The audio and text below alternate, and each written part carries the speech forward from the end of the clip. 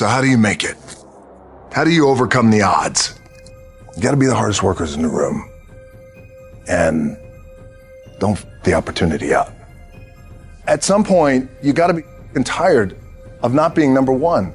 You have to be, and you gotta play angry, and I play angry. Now, I'm cool and calm with my approach, and when I step out on my field, which is a set, or, you know, like, and you're always gonna have haters, and haters are like, well, God damn, man, how many movies are you gonna make, or how much are you gonna do? Like, you do a lot of I say, yes, it's my ambition.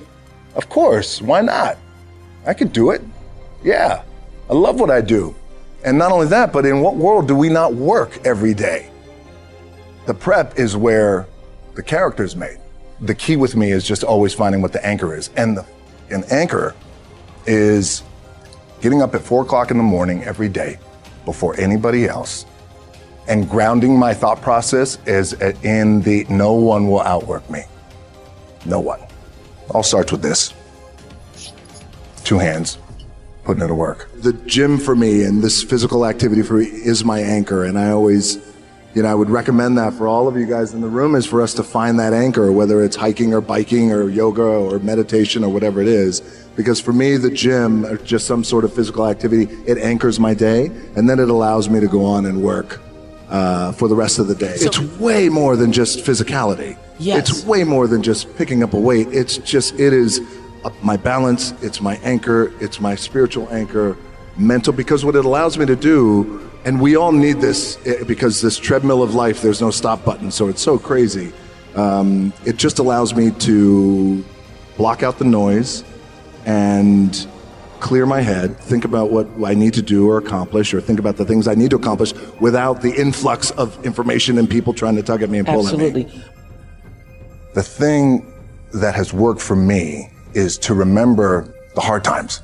So before anything big that would happen, I would always take a moment and I'd just remind myself, all right, I was evicted when I was 14. We were kicked off the island. We couldn't live in Hawaii. Had no place to live. A lot of shit happened. Then when I moved to Nashville, I was arrested multiple times by the time I was 16 years old. I gotta remember that if I were playing on this team.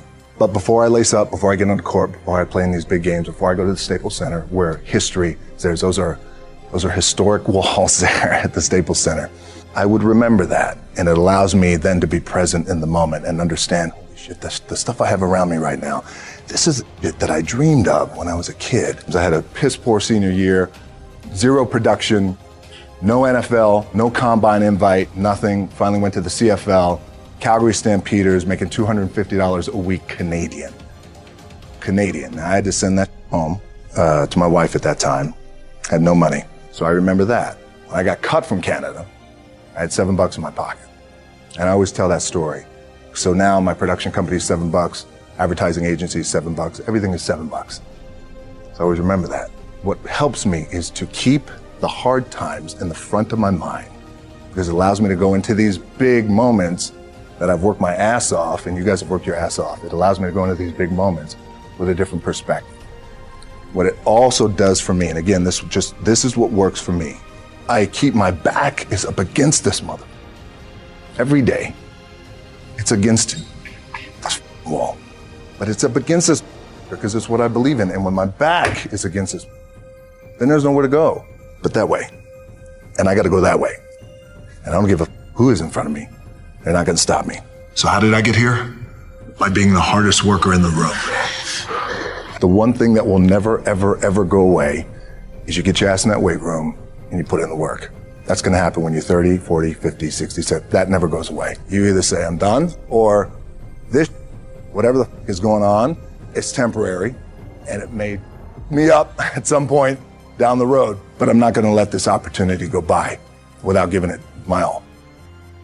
My dad, in his pickup truck, came down 4 o'clock in the morning, picked me up in Miami from Tampa. We lived in a little apartment in Tampa. He drove down in his little pickup truck to Miami to get me when I was cut from the CFL. I was driving up I-75. I-75 is like, especially down in Florida, Alligator Alley. I'll never forget it. It's 4 o'clock in the morning. I leave home. I'm ready to tackle the world, to get after it, achieve my dreams and goals. Crushed by 22, 23 years old. Now I got to move back in with my mom and dad. I played on great teams, though. Wait a second, this is not supposed to be my future. I'm supposed to be in the NFL right now. I'm supposed to be making a lot of coin and buying my parents buying me taking care of my wife, but it never happened. So I pulled out my wallet. I thought, well, let me see how much money I have. I opened it up. I had a 5, a 1, and change. I'm not around, and well, at least I rounded up to $7. But I thought, God, ain't this? I got $7 in my pocket. Where the do I go now? What do I do?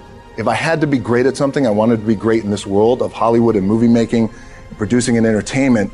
I had to commit. You commit to something, commit to the goal. They said, what do you want to accomplish? I said, I want to accomplish the world. I want the world, and I want Will Smith's career. And I said, and I mean this respectfully because I know he's here at this agency with us. I want to do it bigger and better. And I still had these, still put in the hard work with my 2 hands.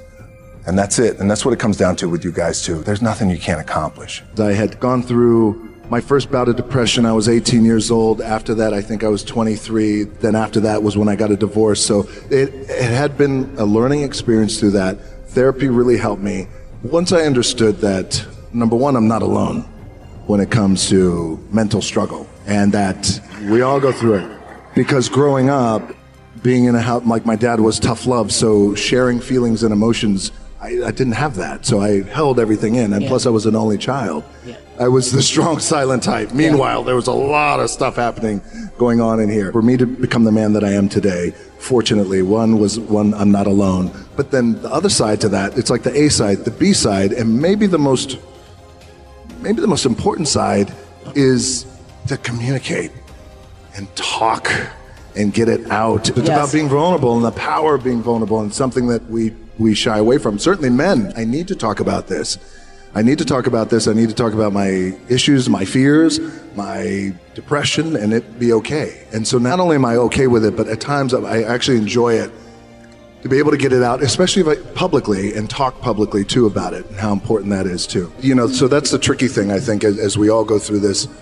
What I've realized in the past couple of weeks is it's good to explore these feelings. I'm feeling a little guilty, and I didn't get a chance to say the things that I wanted to say, or I wish he would have said the things to me as a father, now as a father of 3 daughters, the important, critical things that anchor us that I didn't get from him. And it's okay to explore those feelings, but it's also very important to heal, to make sure that we come back to an anchoring foundation of gratitude. Gratitude for what I was able to have with him. But I would say my work ethic from my dad always said too, that regardless of what you do in life and where you go, respect is going to be given when it's earned, and you have to go out and earn it every single day. The importance and the power of finding your identity and being true to who you are.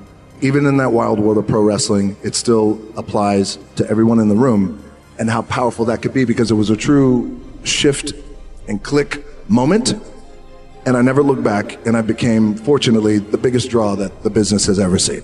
Really listen, become a really good listener, and it took me a long time to understand that and how important that was, because when you become a good listener and you're really listening to your partner in this relationship of love and spirit, as you talk about, then inherently you become more empathetic, and when you become more empathetic, then you just understand your wife and your partner on a deeper level, on a greater level. And then there's a greater level of appreciation too as well.